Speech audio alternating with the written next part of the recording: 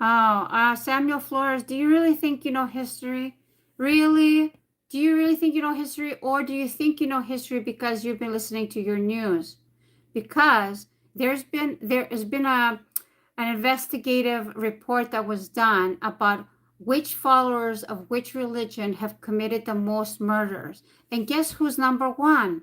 It's Christianity with 236 million. If you just went only on how many people they've killed indigenous all over the world and how many people died for World War One and Two, you're already at 200 million. Okay, we're not even talking about the Crusades, the witch trials, the Inquisitions that had spread all over Europe and even in the New World.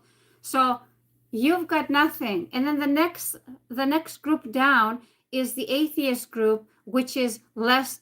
It's about 100 million less than the Christians. There really is no competition with Christians. Okay, you have killed the most, and you continue to do it today. Okay, people in countries that call themselves Christian are still doing it today because you guys have the atomic weapons and all the other weapons and all the money, and you don't have the resources, so you have to go somewhere to steal it.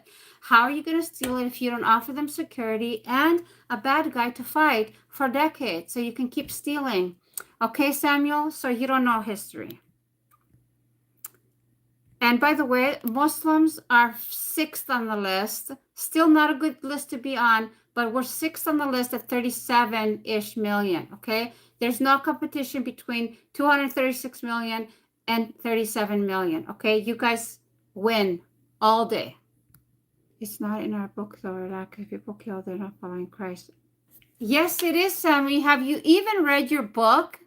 Have you read your book? Clearly, you have not. It's the most violent book that you could ever read. And I say that with all due respect. But the reason that it is because men have done this, taken it out, put back in, taken out, put back in, right? For their own purposes, okay? Some of the stuff that they talk about, it's so misogynistic. It's pro-slavery. It's like it's violent. You can't compare the Bible to the Quran because anything you hear, you see that you have heard is violent in the Quran is only in defense. It's not to attack. Only in defense. You've got nothing, Samuel.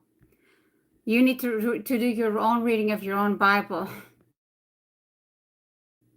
No, most Christians are not even proper Christians. That's true. And when I'm practicing, I'm not really sure what they mean by that. But definitely, if you are calling yourself Christian, if you're calling yourself Trinitarian, then you're not following Jesus' words. You're following Paul's words. That's just a fact.